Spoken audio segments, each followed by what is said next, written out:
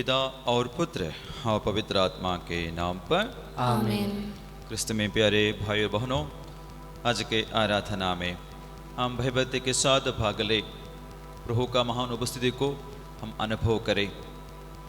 प्रभु का एक वचन हम सुनेंगे, स्तोत्र संज्ञा 107, वचन संज्ञा 19 और 20।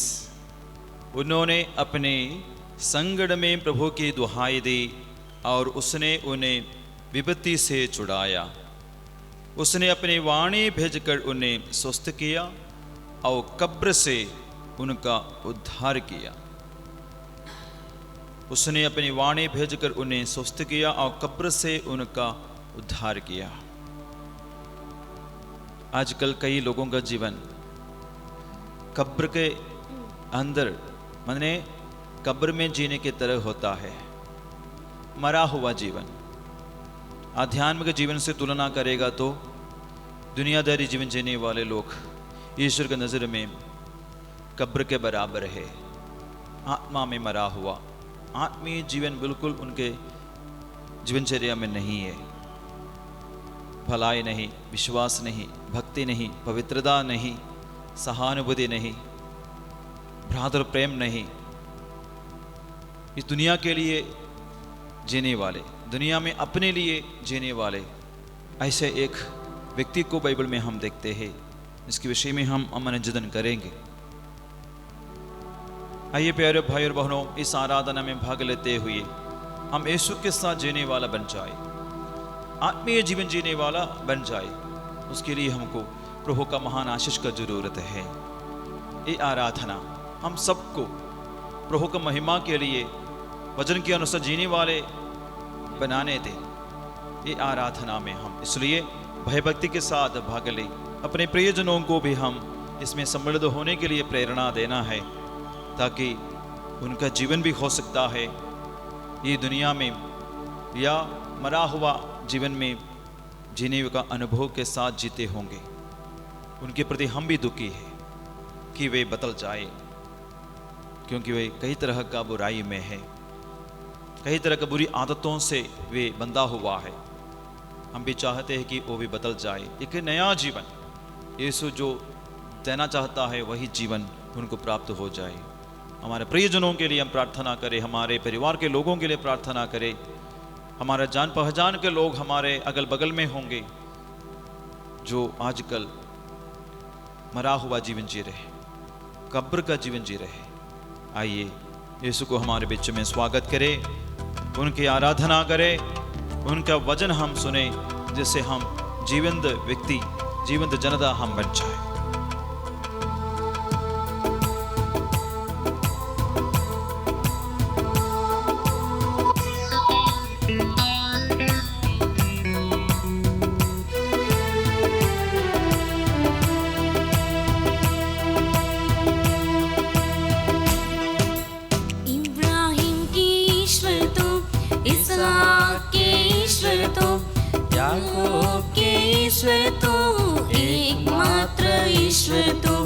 इब्राहिम के ईश्वर तू, इसहाक के ईश्वर तू, याकूब के ईश्वर तू, एकमात्र ईश्वर तू, सेनाओं के राजा तू, तेरे नाम की आराधना। सेनाओं के राजा तू, तेरे नाम की आराधना। सेनाओं के राजा तू, तेरे नाम की आराधना।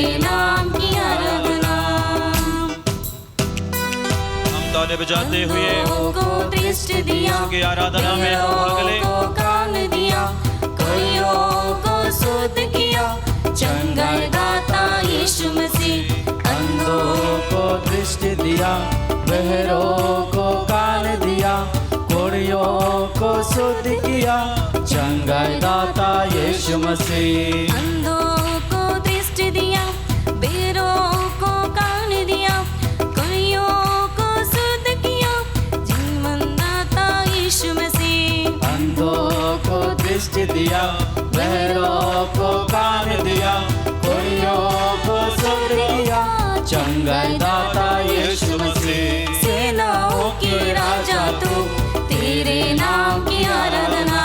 सेनाओं के राजा तू, तेरे नाम की आराधना। सेनाओं के राजा तू, तेरे नाम की आराधना। सेनाओं के राजा तू, तेरे नाम की आराधना। दरिद्रों को मुक्ति दिया, दरिद्रों को वचन दिया, दुखियों के आंसू पोंछा, करुणा सागर यीशु मसीह। दरिद्रों को मुक्ति दिया, दरिद्रों को वचन दिया, दुखियों के आंसू पोंछा, करुणा सागर यीशु मसीह। सेनाओं के राजा तू, तेरे नाम की आराधना। सेनाओं के राजा तू, तेरे नाम की आराधना। सेनाओं के राजा तू, तेरे नाम की आराधना। सेनाओं के राजा तू, तेरे नाम की आराधना। इब्राहिम के ईश्वर तू, इसहाक के ईश्वर तू, याकूब के ईश्वर तू, एक मात्र ईश्वर तू। इब्राहिम के ईश्वर तू, इसहाक के ईश्वर तू, याकूब के ईश्वर तू, एक मात्र ईश्वर तू। इब्राहिम के ईश्वर तू, इसहाक के ईश्वर तू, याकूब के ईश्वर तू, एकमात्र ईश्वर तू। इब्राहिम के ईश्वर तू, इसहाक के ईश्वर तू, याकूब के ईश्वर तू, एकमात्र ईश्वर तू। सेनाओं के राजा तू, तेरे नाम की आराधना। सेनाओं के राजा तू, तेरे नाम की आराधना। सेनाओं के राजा तू, तेरे नाम की आराधना। सेनाओं के राजा तू, तेरे नाम की आराधना। अंधों को दृष्टि दिया, बहरों को कान दिया, कुड़ियों को शुद्ध किया, चंगाई दाता यीशु मसीह। अंधों को दृष्टि दिया, बहरों को कान दिया, कुड़ियों को शुद्ध किया, चंगाई दाता यीशु मसीह। सेनाओं के राजा तू, तेरे नाम की आराधना। सेनाओं के राजा तू, तेरे नाम की आराधना। सेनाओं के राजा तू, तेरे नाम की आराधना।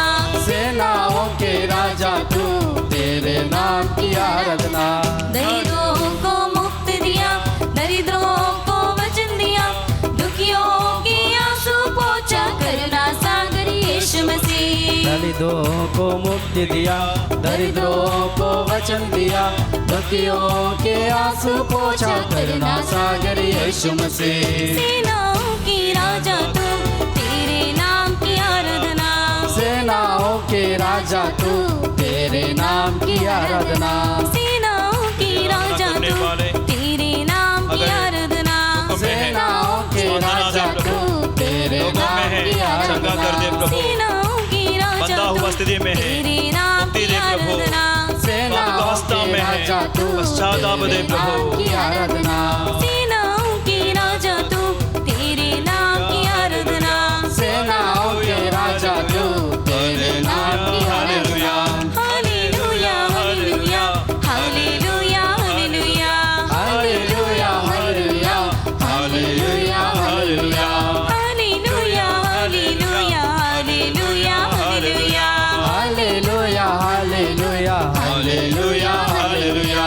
हालेलुया हालेलुया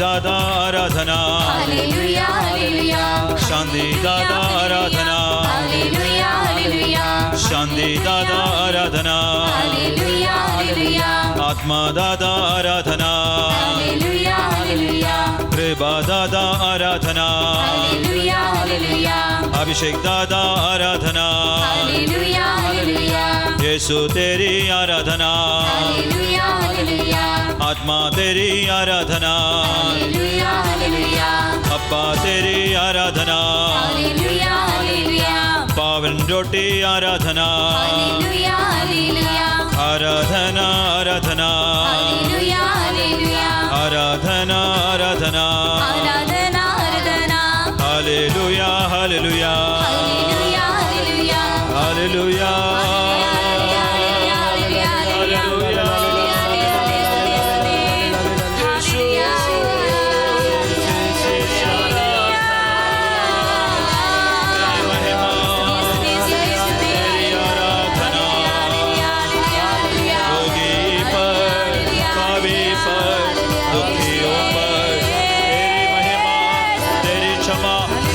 स्वांतना तेरी शांति प्रकट कर दे प्रभु।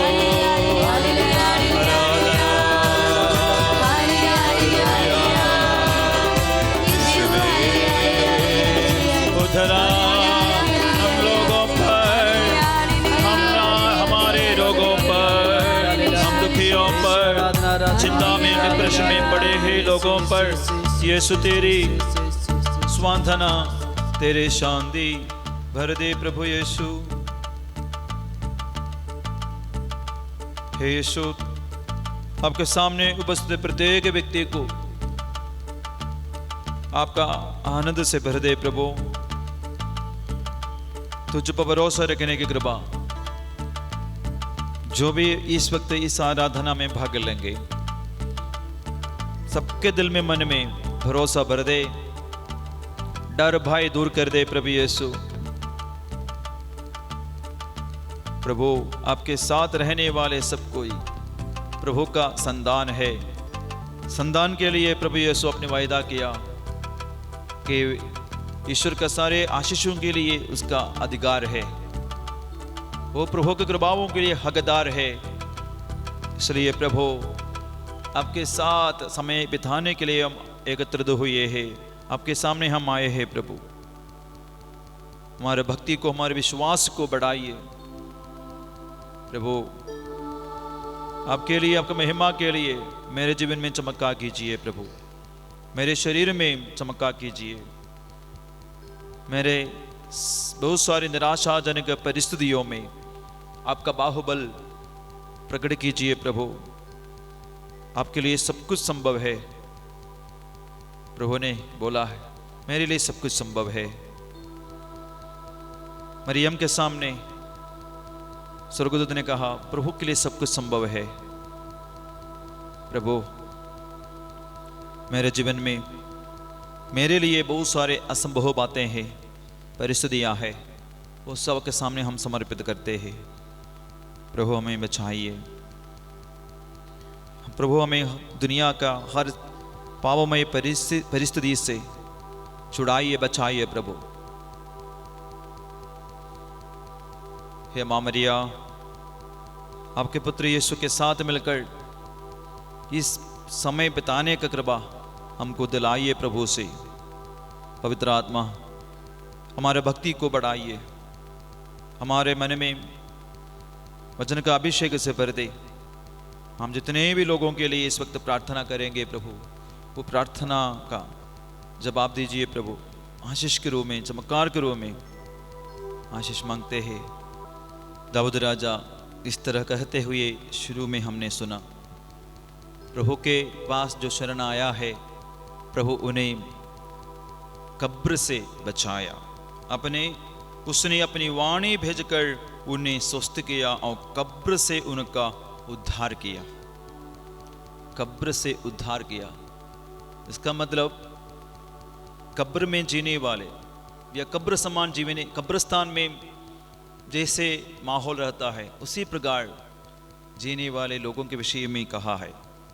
पाप का, निराशा का, अकेलापन का, चिड़चिड़ापन का, जीवन जीने वाले, हर तरह का बुरी आदतों से पड़ा हुआ लोगों के विषय में उनका जीवन जीने का तरीका को यह बताया है, या ऐसे शाबिद लोगों के विषय में लिखा है कब्रिस्तान या कब्र में जीने वाले लोग।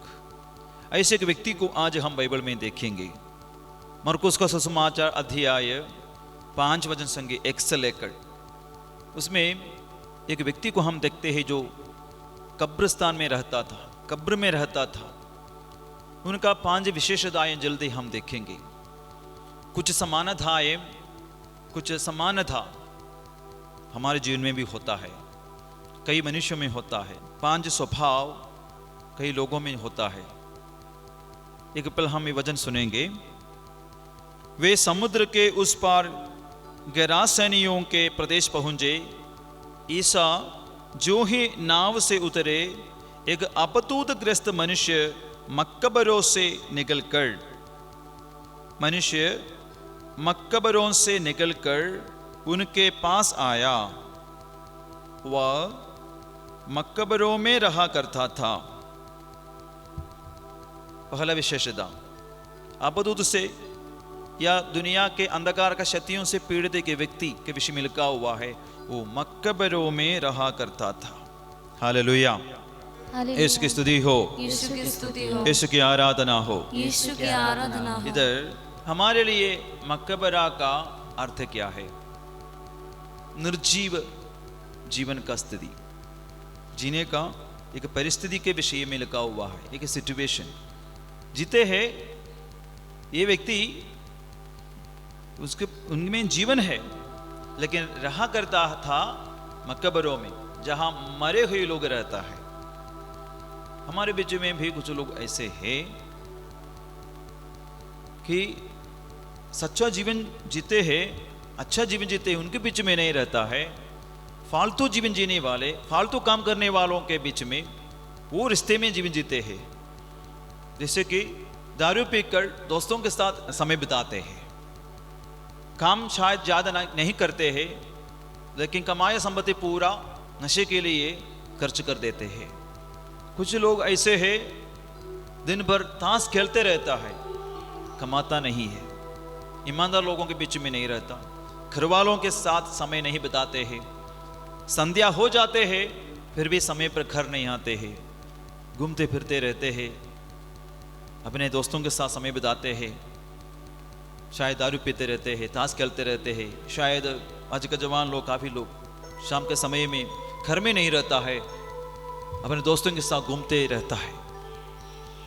प्रवचनों के अनुसार ऐसा जीवन मकबरों में जीने के बराबर है। माने वहाँ आत्मीयता का कोई जीवन नहीं, बुराइयों का, निर्जीविकता का, निर्जीव परिस्थिति का माहौल है, क्योंकि उसमें कोई फायदा नहीं होता है।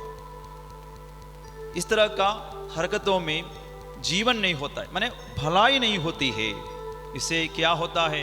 परिवार में निर्जीव अवस्था, माने वहाँ जीने का माहौल नहीं होता है। शायद पापा का अनुपस्थिति, शायद जवान बेटा का या बेटी का अनुपस्थिति। एक परिवार होगा तो कम से कम शाम के समय में सब लोग जमा हो जाना है, वहाँ बातें होगा, मिलजुल के बातें करेगा, काम करेगा, तमाशा बोलेगा, छोटा छोटा काम करेगा, मिलके प्रार्थना करेगा, बाद में मिलके एक साथ मिलकर भोजन करेगा। लेकिन कुछ परिवारों में ऐसा नहीं है, अकेले अकेले जीवन। इधर ये व्यक्ति अकेले मकबरों में रहा करता था, लिखा हुआ है अकेलापन। तो चलो, परिवार का दोस्ती, परिवार का खुशी, परिवार का वो एकता, यूनिटी नहीं चाहता है। बाहरी दोस्ती बहुत अच्छा लगता है, परिवार वालों के साथ मिलकर जो रहता है उसी में उनको खुशी नहीं मिलती है। बाहर का जो दोस्ती से उसको बहुत ज़्यादा खुशी है। ये पुण्य नहीं है, ये पुण्य काम नहीं है। थोड़ा समय के लिए हमको बहुत खुशी मिलेगा बाहर रहने से, खाने पीने से, दोस्ती करने से, लेकिन प्रभु यीशु के वचन के अनुसार उनका जीवन मकबरों का अवस्था में है। हम उसके लिए प्रार्थना करना है ऐसे लोगों के लिए। ये अच्छी आदत नहीं है। प्रवक्ता ग्रंथ में हम पढ़ते हैं काम करने वालों के विषय में, समय पर मेज से उठो, काम करने का वाले जगह से उठो, सीधे अपने घर आओ, वहां जाकर मनोरंजन करो, वहां जाकर घर में जाकर मनोरंजन करो। यानी घर वालों के साथ मिलकर बैठना है, रहना है, काम करना है, खाना पीना सब कुछ मिलकर परिवार के लिए परिवार वालों के साथ करना है। रात के समय में बाहर लोगों के साथ नहीं, बाहर जाकर बातें करते रहने के लिए नहीं, परिवार जैसे बनना है। शाम के समय में परिवार में आना है, दिन भर जरूर हमको कमाने के लिए जाना है। ऐसा नहीं तो प्यारे भाई और बहनों, हमारा घर का स्थिति ये वचन में लिखा हुआ जैसे बन जाता है, मकबरा जैसे, कब्रिस्तान जैसे। हमको प्रार्थना करना है अपने परिवार के लोगों के लिए। अगर इस तरीके से जीवन बिताते हैं, घर छोड़कर शाम के समय में पूरे रात में बाहर रहते हैं। दूसरा विशेषतः हम देखते हैं मकबरों जैसा जीवन जीने वालों का लिखा हुआ है, अब कोई उसे जंजीर से भी नहीं बांध पाता था, क्योंकि वह बारंबार बेड़ियों और जंजीरों से बांधा गया था, किंतु उसने जंजीरों को तोड़ डाला और बेड़ियों को टुकड़े टुकड़े कर दिया था। कोई उसे जंजीरों से भी नहीं बांध पाता था। इसका अर्थ क्या है? हमारे परिवार में कुछ लोग होंगे, हमारे बीच में कुछ लोग ऐसे होंगे, उसको कितने बोलने पर भी, समझाने पर भी सुधार नहीं सकता है। बचपन से डराते होंगे, मारपीट किए होंगे, लेकिन नहीं सुधरता है। ऐसा कुछ लोग शायद जीवन साथी होंगे, शायद बच्चे होंगे, या अन्य कोई होंगे। बुराई का स्थिति में जीते वक्त उनको बहुत अच्छा से समझाया होगा, अलग अलग जगहों में ले गया होगा, काउंसलिंग कराया होगा, साधना कराया होगा, फिर भी सुधरता नहीं, माने उसको कंट्रोल में नहीं ला पाता है। उसमें एक तरह का अंधकार का शक्ति का अधिकार होता है। उन्हीं लोगों के लिए विशेष प्रार्थना जरूरी है, विशेष काउंसलिंग जरूरी है। बहुत ज़्यादा उनके लिए बारंबार प्रार्थना करनी चाहिए, पवित्र आत्मा को विशेष अभिषेक के लिए प्रार्थना करना चाहिए, क्योंकि ऐसे लोगों में अंधकार का शक्ति ज़्यादा हो जाता है। हालेलुया, यीशु की स्तुति हो, यीशु की स्तुति हो, यीशु की आराधना हो। यीशु की आराधना। लिखा हुआ है वो वश में नहीं होता था, बांध नहीं कर सकता था, बांधते थे लेकिन वो भी तोड़ते थे। हमारे बीच में कुछ कोई ऐसे होते हैं, कई लोगों को लेकर, शायद बेटे को लेकर, बेटी को लेकर, शायद जीवन साथियों को लेकर, अपने प्रिय परिवार के लोग लेके आते हैं काउंसिल में या साधना में। इसी स्थिति में कंट्रोल नहीं कर पा रहे, सुधार नहीं कर पा रहे, इसलिए परिवार वाले लोग सदमे में हो जाते हैं, दुखी होकर आखिरी वक्त के रूप में, लास्ट स्टेप के रूप में ऐसे जगहों में ले आते हैं। काफ़ी लोग देखा हूँ, वचन सुनने के बाद, अच्छा काउंसलिंग के बाद, अच्छा पाप स्वीकार के बाद, पूर्ण समर्पण के बाद बदलते हुए, सुधरते हुए। जैसे यीशु के पास वो व्यक्ति आ गया, यीशु उन्हें स्वतंत्र करता है। हमको भी अपने जीवन में यीशु के पास आना है, यीशु से अनन्य विनय करना है प्यारे भाई और बहनों, तो हमारे जीवन का सारा बंधन खुल जाएगा। किसी तरह का अंधकार का आधिपत्य हमारे जीवन में भी हो, मन में भी हो, जिससे हमको दुष्प्रेरणा मिलती है, जिससे हम किसी का भी कंट्रोल में नहीं आ पाते हैं, तो प्रभु के पास आकर हम दया याचना करना, पवित्र आत्मा से हमको कृपा मांगते हुए प्रार्थना करते रहना, जरूर हमको छुटकारा मिलेगा, स्वतंत्रता हमको मिलेगा। हालेलुया, यीशु की स्तुति हो, यीशु की स्तुति हो, यीशु की आराधना हो, यीशु की आराधना। Hallelujah, hallelujah. इधर तो ये व्यक्ति मकबरे में रहा करता है, उसको बांध नहीं कर सकता था। लिखा हुआ है यीशु अपने विषय में, दास हमेशा अपने घर में नहीं रहता है, पुत्र सदा घर में रहता है। यूहन्ना का सुसमाचार अध्याय 8 वचन संख्या 35 में वही हम पढ़ते हैं, पुत्र हमेशा घर में रहता है, दास घर में नहीं रहता है। तो समय के हिसाब से, जरूरत के अनुसार हम अपने परिवार वालों के साथ नहीं रहते हैं, और हम परिवार वालों के ईश्वर की इच्छा के अनुसार, वचन के अनुसार जी नहीं पाते हैं, इसका मतलब हम दास है। दास है, दास घर में नहीं रहता है, प्रभु के सानिध्य में नहीं रहता है, प्रियजनों के माता पिता के इच्छा के अनुसार नहीं जीते हैं, वो अपने मर्जी के अनुसार जिएगा। लेकिन दास को काफी समय दासदा में माने जंजीरों में, अलग प्रकार का बंधनों में जीना पड़ेगा, बाद में उसको दुख सहना पड़ेगा। उड़ा पुत्र का घटना हम पढ़ते हैं, एक कहानी यीशु ने बताया। उड़ाव पुत्र अपने मर्जी के अनुसार जीना चाहा, इसलिए वो घर में रहना नहीं चाहा, वो बाहर निकला, अपने हिस्सा ले लिया, वो भी बिक्री करके वो पैसा लेकर वो बाहर गया।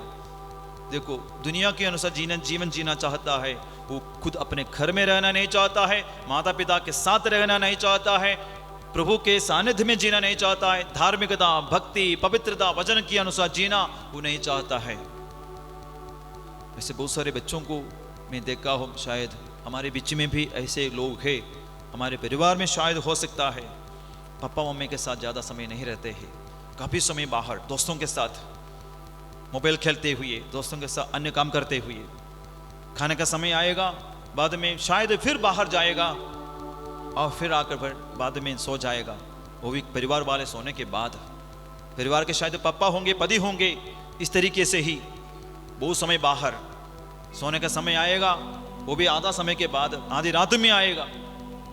एक पारिवारिक जीवन नहीं बिताते हैं, मतलब वो पुत्र नहीं है, वो सही पप्पा नहीं है, ये सही जीवन साथी नहीं है, वो दास है, मतलब पाप से फंदा हुआ है, पाप में फंसा हुआ है, पाप द्वारा बंधा हुआ है। हम उनके लिए प्रार्थना करना, प्यारे भाई और बहनों, यीशु जैसे उनको छुड़ाया। एक तरह का बंधन है, एक तरह का बंधन है, शैतान का बंधन है। इस तरह का व्यवहार, मनोभाव अगर हमारे मन में, जीवन में है तो हालेलुया, हालेलुया, यीशु की स्तुति हो, यीशु की स्तुति हो, यीशु की आराधना हो। यीशु की आराधना हो। तीसरा एक विशेषता यही है, वो मकबरों में चिल्लाते हुए घूमता था। वह दिन रात, वचन संख्या 5, वह दिन रात निरंतर मकबरों में और पहाड़ों पर चिल्लाता रहता था। ये भी ऐसे एक बुरी आदत है, जो समझाएगा नहीं समझेगा, माता पिता कुछ बोलेगा, परिवार के अन्य लोग अच्छाई के लिए कुछ बोलेगा, उसको बुराई लगेगा और वो चिल्लाएगा। सौम्यता से, शांत भाव से नहीं सुनेगा, प्यार से बोलेगा तभी वो चिल्लाते हुए बातें करेगा। चिल्लाना प्रभु का अभिशाप का कारण बनने वाला एक तरीका है। गुनगुनाना, चिल्लाना, अपने आप को अभिशाप देना, ऐसा गलत काम किया इस्राएल जनता, तो हम देखते हैं इस्राएल जनता शाबित होगी, माने वे प्रतिज्ञात देश में प्रवेश नहीं कर पाया। ईश्वर के खिलाफ चिल्लाया, उनके भलाई करने वाला मूसा उनको अगुवाई कर रहे थे कानान देश की ओर, उनके खिलाफ चिल्लाया, उनका भलाई करने वालों के सामने चिल्लाया। हमारे घर में शायद बेटा होगा, शायद बेटी होगी, शायद परिवार का अन्य कोई होगा, भलाई ही बोलता है फिर भी चिल्लाएगा, उनको बुरा लगता है। बेटा अभी खेलने के लिए मत जाओ, अभी फिल्म देखने के लिए मत जाओ, अभी ज़्यादा मोबाइल मत देखो, तुरंत बेटा या अन्य कोई होंगे शायद चिल्लाते हैं। बुराई नहीं बोलते, भलाई ही बोलता है। आज तुम जाके पढ़ाई करो, आज खेलने के लिए मत जाओ, बच्चों को बोलता है। कई बच्चे चिल्लाते हैं। भलाई के लिए बोलता है जीवन साथी को, दारू मत पीवो, चिल्लाते हैं। क्या मैं तुम्हारा पैसे से थोड़ा पीता हूँ? मैं पीता हूँ, अपने पैसे से पीता हूँ। गाली देते हुए, चिल्लाते हुए घर के शांति का माहौल को बर्बाद करते हैं। देखो, ये स्वभाव सही आत्मा का स्वभाव नहीं, अंधकार का आत्मा है, क्योंकि ये शैतान से ग्रसित था। पहले ही हम इधर अपदूत ग्रस्त मनुष्य था लिखा हुआ है। तो अपदूत से ग्रसित लोगों का बुरी आदत है चिल्लाते रहना। जहां हमको शांत भाव से बातें करना है, चिल्लाते हुए बातें करना शैतान से प्रेरित हो जाता है। हालेलुया, यीशु की स्तुति हो, यीशु की स्तुति हो, यीशु की आराधना हो। यीशु की आराधना। 14 वाला विशेषता क्या है? वह पत्थरों से अपने को घायल करता था। वो पत्थरों से अपने आप को घायल करता था। इसमें एक साइकोलॉजी है, साइकोलॉजी एक मानसिक पीड़ा है। माने मानसिक रूप से वो व्यक्ति स्वस्थ नहीं है जो अपने आप को घायल करते रहता है, माने हमेशा चिंता में लगे रहता है, अपने आप को अभिशप्त समझता है, अपने आप को घायल करता है। कुछ लोग है कुछ दुखी हो गया कुछ समय के लिए, काफी दिन के लिए खाना नहीं खाएगा, किसी से बातें नहीं करेगा, इस तरीके से शरीर को दर्द देगा, बर्बाद करेगा। आत्महत्या अपने आप को, अपने शरीर को, अपने आत्मा को नष्ट करने का कार्य। तो ये वचन के अनुसार ये शैतान की पीड़ा है। दुख सबके जीवन में है। अनेक संतों के जीवन में बहुत सारे चिंताजनक परिस्थिति थी, यीशु के जीवन में, अय्यूब के जीवन में, दाऊद के जीवन में, मामरियम के जीवन में, लेकिन मरने के बारे में उन लोग नहीं सोचता है, अपने को हानि पहुंचाने के विषय में नहीं सोचता है। कभी कभी कुछ लोग हैं, बड़े लोग हैं, ज्यादातर जवान लोग देखे हैं, जीवन में कुछ पराजय को, उसको समस्याओं को सामना करना पड़ा, अकेले जाकर उनको नष्ट को काट देते हैं, नष्ट काटते हैं, अपने आप को हानि पहुंचाना, क्षति पहुंचाना, ये शैतान की पीड़ा है। प्यारे भाई और बहनों, ऐसे लोगों के लिए विशेष प्रार्थना करना है, क्योंकि एक तरह का बंधन है, उसी से उनको छुटकारा चाहिए। ऐसे 2-3 बेटियों को मैंने सुना, देखा और उनके साथ काउंसलिंग किया। परिवार से ही ऐसा आदत मिल गया, क्योंकि मम्मी को भी ऐसा आदत थी, मम्मी से भी ऐसा आदत मिला, क्योंकि मम्मी ऐसा कई बार की थी। वो बेटी को भी, बेटी का जन्म हो उसी समय से ही, शायद थोड़ा बड़ा हो गया उसी समय से, उनको भी ऐसे बुरी आदत मन में आ गया। देखिए, दुरात्मा शक्ति का प्रभाव दूसरे पीढ़ी को मिल जाता है, तीसरे पीढ़ी को मिल जाते हैं, उससे हमको छुटकारा मिलेगा। जैसे यीशु वो व्यक्ति के पास आया और तभी उसको छुटकारा मिली, यीशु के पास हमको भी आना है, हम अपने बच्चों को समर्पित करना है। ऐसे बुरी आदतों में जीने वाले लोगों यीशु के सामने समर्पित करना है, जो अपने आप को क्षति पहुंचाते हैं, घायल करना चाहते हैं, मर जाना चाहता है। 5वां विशेषता हम देखते हैं, वे ईसा के पास आए और ये देखकर भयभीत हो गए कि वह अबदूद ग्रस्त, जिसमें पहले अबदूदों की सेना थी, कपड़े पहन शांत भाव से बैठा हुआ था। कपड़े पहनकर शांत भाव से बैठा हुआ है। इसका अर्थ क्या है? पहले वो नंगा था, नग्नता में वो समय बिताता था। हमारे जीवन में कैसा होगा? अश्लीलता में जीवन जीना, शरीर के प्रति कोई बोध ही नहीं, शरीर के साथ जो भी गंदा कार्य करता है मेरे लिए अच्छा समझकर जीते हैं। अश्लीलता देखना, मोबाइल द्वारा गंदे काम करते रहना, गंदे चीजें उसमें देखते रहना, गंदे नजर से हमेशा लोगों को देखते रहना, गंदे बातों को, अश्लीलता को मन में आने के लिए हमेशा मने चाहते हैं आने देना, रात भर अश्लीलता देखते रहना, किसी से बातें करेगा अश्लीलता भरा हुआ शब्द बोलते रहना, ये सब शैतान से पीड़ित लोगों का, शैतान के अधीनता में जीने वालों का बुरी अपने आदत है। इसका सबूत यही है, हम ज्यादा अश्लीलता का फंदे में फंसा हुआ व्यक्ति है, मानो हम शैतान से नियंत्रित एक व्यक्ति है। हालेलुया, हालेलुया, यीशु की स्तुति हो, यीशु की स्तुति हो, यीशु की आराधना हो। यीशु की आराधना हो। हमको प्रभु के सामने अपने आप को समर्पित करना है।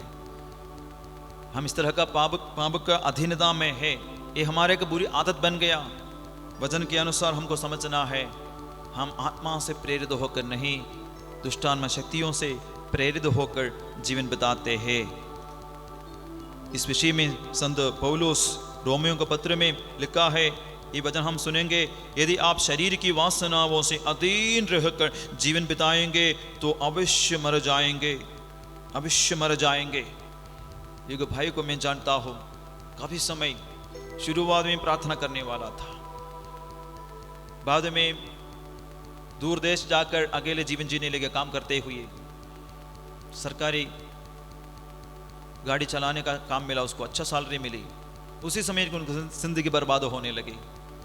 कई दोस्तों से मुलाकात हुई, गलत दोस्ती आ रही, शरीर के साथ गंदा काम, नशा करना, बीड़ी पीना, गांजा पीना, गलत स्त्रियों के साथ संबंध रखना, इस तरीके से वो भी गंदा हो गया।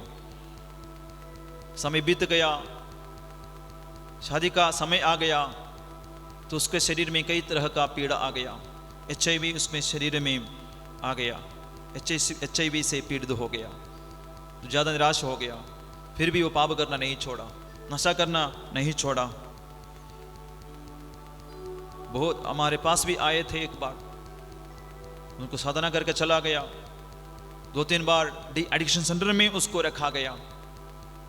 फिर निराश होकर अपना घर चला गया। वहां जाकर इतना पाप का फंदे में था, इतना ज़्यादा निराशा में था। घर में जाकर काफ़ी साल के बाद घर में गया, 2-3 दिन के बाद घर के अंदर ही उसको खुदकुशी करना पड़ा। मैंने वो सुसाइड कर दिया।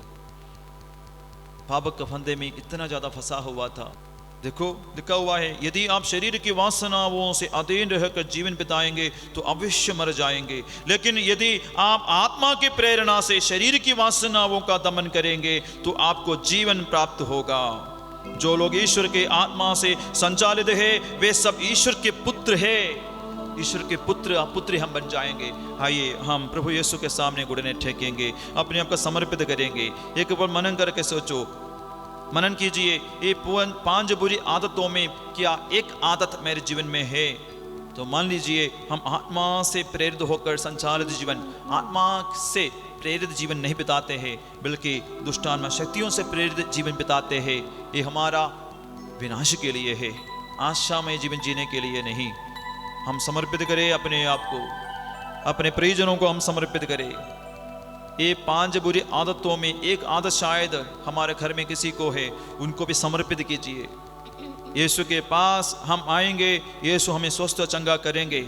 जैसे अभी हमने पढ़ा, यीशु उनके पास आया और वो जो नंगा था शांति से बैठ गया। लिखा है वे कपड़े पहन लिया और शांत भाव से बैठा हुआ है। कपड़ा पहना मतलब उनकी स्थिति अच्छा हो गया, नहीं चिल्लाते हैं, नंगा नहीं, अभी कपड़ा पहन लिया, अपने आप को घायल नहीं करता है। अभी यीशु के पास आया, कब्र से बाहर निकलकर यीशु के पास आया, यीशु का पुत्र बन गया। पहले दास था, पाप का, निर्जीव था।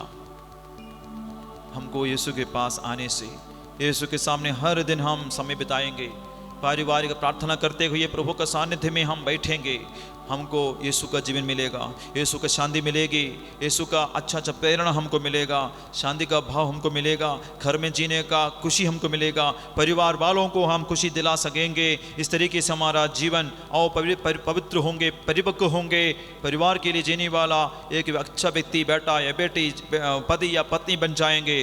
दोनों हाथों को हम समर्पित करेंगे, दोनों हाथों को हम यीशु की ओर बढ़ाएंगे, अपने जीवन को समर्पित करें।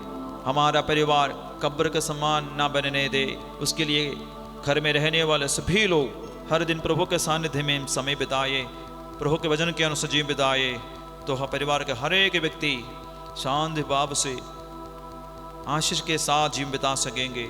समर्पित करते हैं, हम स्तुति करेंगे, आराधना करेंगे। Hallelujah hallelujah hallelujah hallelujah hallelujah hallelujah hallelujah. Yeshu की स्तुति हो, यीशु की आराधना हो, यीशु की महिमा हो। यीशु, इस वक्त तेरी आराधना करने वाले प्रत्येक भाई बहन को, माता पिताओं को, पति को, पत्नी को, बेटा को, बेटी को, परिवार के अन्य लोगों को, मेरे भाई को, मेरी बहन को, प्रभु कब्र से बाहर निकलने का शक्ति दे, अभिषेक दे, बुरी आदतों से छुटकारा दे प्रभु। धन्यवाद।